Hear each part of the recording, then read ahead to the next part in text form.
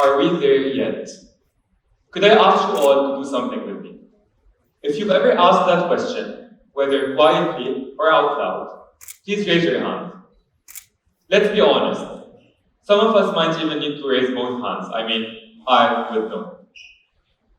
However, how do we know that we are there yet? We've all asked that question. Whether on a road trip as a kid, eyes glued to the car window, or on a flight, checking your watch for the third time, again, in 10 minutes. At some point, this question itself grows up with us. It stops being about distance and geography, but starts showing up in life's quieter moments. When will I finally feel like I'm there? When will I finally feel like I've made it? Is it when I land the job, finally graduate, heal from all that has happened to me?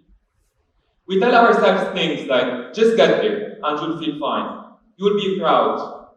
But what happens when we get there and the restlessness doesn't leave? What happens when we cross the finish line and we still think, what now? The finish line keeps moving farther and farther away. The bar went up and up. The satisfaction faded. And the fear, the pressure to do more, to achieve more, always found its way back in. Within these same walls, I once worked on a Model United Nations conference I thought would define me as a person, as a delegate, and as a student. I worked tirelessly, sacrifices, sleepless nights, speeches, countless honorable chair fellow delegates.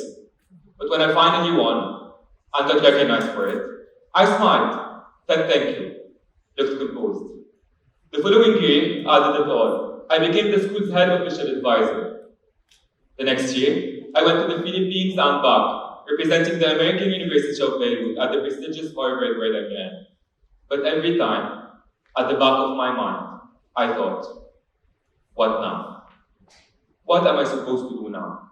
We think satisfaction and fulfillment will land like a trophy on a shelf. But trust me, it rarely does. We're taught to earn our worth as if belonging in this world is conditional. As if we need to be and keep doing. As if we're not enough to just be, we just need to do over and over and over again. So, as we're doing, we think to ourselves, what now? We think to ourselves, what am I supposed to do at this moment? Heal, and you'll finally feel proud. Graduate, achieve, and you'll finally feel whole. But I tell you, each and every single time, you'll feel like you need to do more. Change isn't a straight shot forward. And it's even less a loop, where you keep repeating the same mistakes over and over and over again. It's a spiral, where you may revisit old mistakes, habits, fear, but you're never the same person again. I tell you, you may think to yourself, I've already hit that wall. I've already learned that lesson. Why am I still learning it again? Why am I still facing the same mistakes?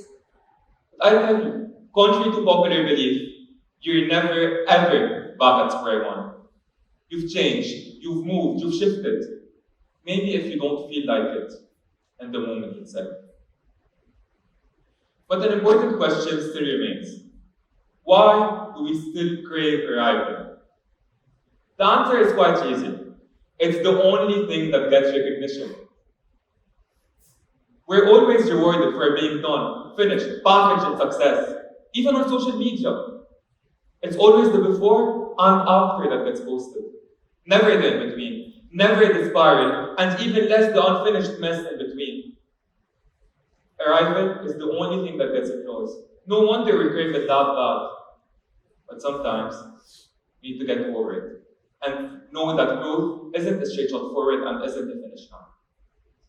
For this reason, you may think that people that we've seen as have arrived are untouchable. Simone Biles was expected to win gold in the Olympics, but she stepped down. Not because she couldn't perform, but she understood that performance does not equate to peace. Princess Diana had the words fail, was under the lights projectors, but she felt deeply alone. Fame did not make her feel seen.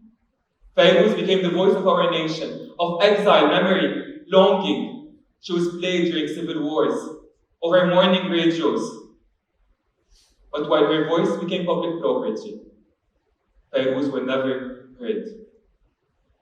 She rarely got interviewed, she rarely spoke in public, and even less, she had to live with the weight of being listened to.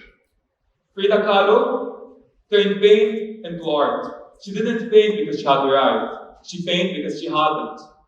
Tchaikovsky, who was celebrated all across Europe for his music, said that he didn't feel like he made it. While his music soared, his sense of self and character did not follow.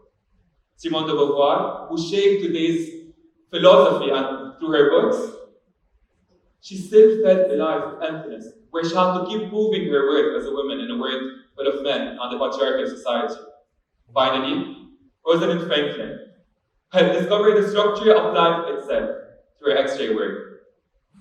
She was left out of the celebration, not because she had done something wrong, but because even if you do everything right, you might not get the arrival you deserve. So the question is, not if we're there yet. I tell you, maybe we're never meant to arrive that way, through a checklist, through general goals, but maybe it's something quieter, something deeper and more intimate. The real questions might be, what am I learning along the way? Who am I becoming? Not for the world to see, but for myself. What am I ready to leave behind this time around? So I'll leave you with this. Maybe we're never meant to arrive that way, and maybe we'll never get there. But maybe if we stop racing towards completion and actually take the time to see what we're doing, we'll know that we've been becoming all along. And that is more than enough. Thank you. My name is Marco Lamah. I'm a proud alumnus of TEDxSSCC Kfarhbab Youth, a first-year biology student. And this was my take on change. Are we there yet?